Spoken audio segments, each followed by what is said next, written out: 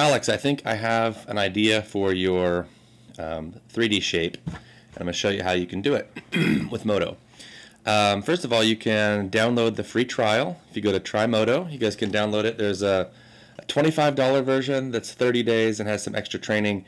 You can also just grab the free version. It gives you 15 days. It should be enough to get you through this. Once you've downloaded it and installed it, what you want to do is go to our website, and there's a page called Share. And this is where we have our users share 3D models for free. And we can do, and if you get the free eval and you can't access this, let me know and I'll send you the file. Because what I did was I came over here and I searched on chess. And lo and behold, someone created a nice chess set already inside of Modo. It's a really nice kit. So all you need to do is download that. And then that downloads to your computer. We go into Modo, and in your downloads folder here,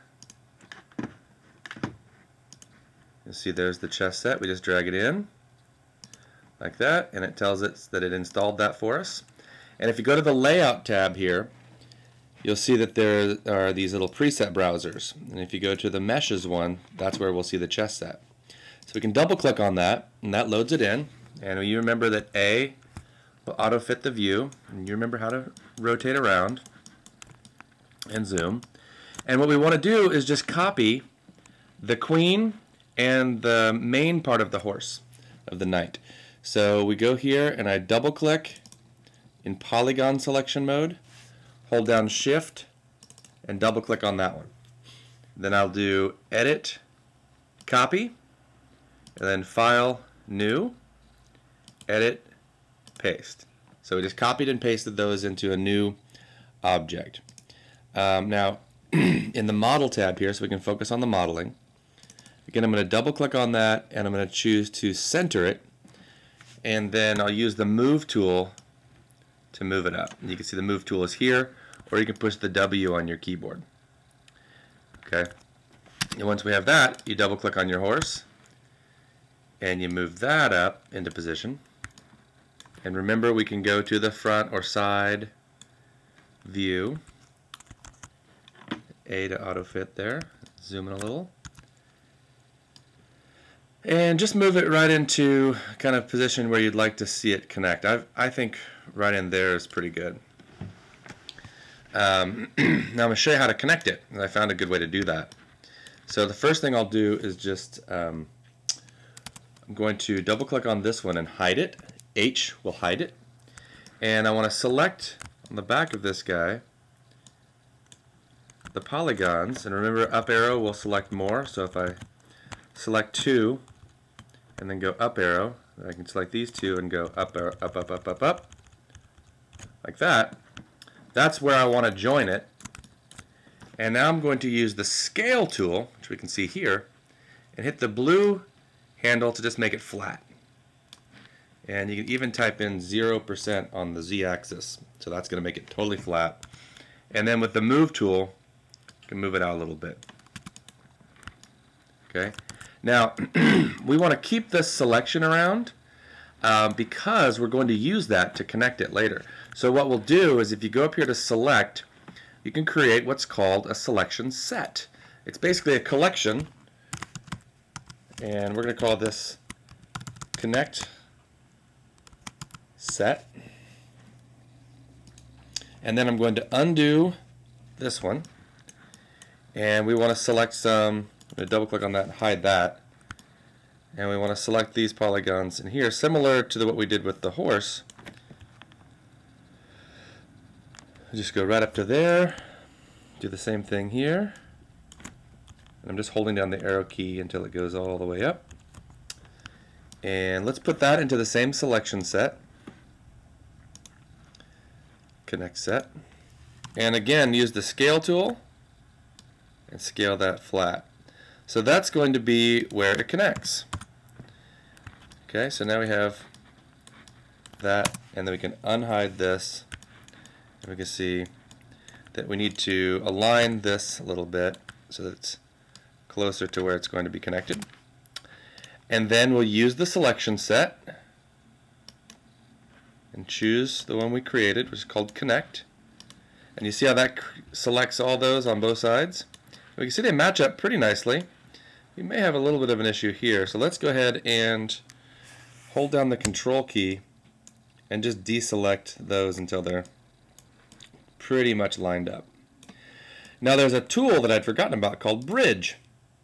And Bridge lets us just go in here and click and bridge it together. So now all that hard work of stitching it together has been done. There you go. And now we have our character stitched. Now you'll see there are holes in it. That's not watertight, is it? We have the same problem down here, not watertight. So you can do one of two things. You can, as we saw before, we can just start selecting points. 1, 2, 3, 4. Let's just go with these 3. 1, 2, 3. Hit P for polygon. And then 1, 2, 3, 4. And you don't want to get any extras. You can see I accidentally got an extra one there. Control will deselect it. P for polygon. So I can keep doing that, but there's another way to do it, which is if I hold down the Alt key, or actually go to Select, the Select menu, you'll see there's an option for Select Boundary. And that looks for holes on our model. And you see it's got holes on the eyes and the hole on the bottom. Now we just push P for polygon, and those holes are sealed up, and now our model is watertight. But there is something else that we have to do, because this is kind of a very strange polygon here. So I'm going to hit B for bevel. You did the bevel yesterday. And then just kind of scale that in a little bit.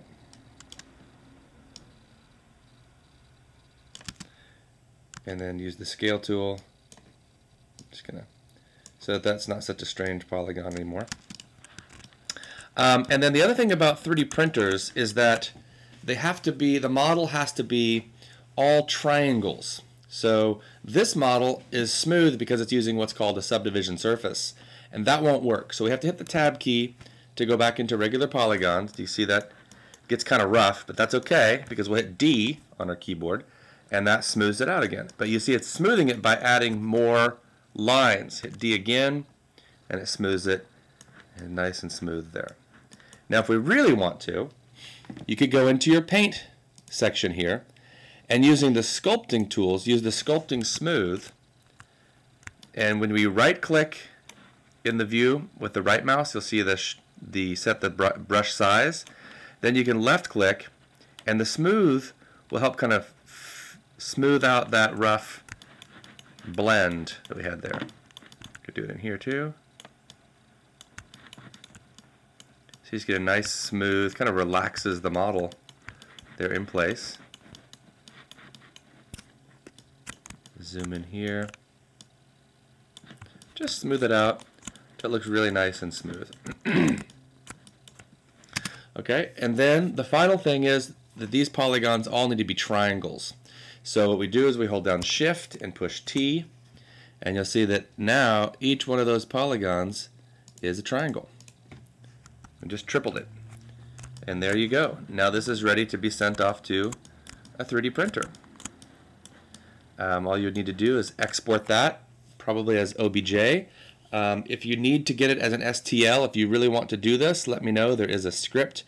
I'll probably need to convert it for you, but I'll be happy to do that. Moto doesn't save STL files, that's the 3D printer file, directly, but I have a way to do that. So there you go.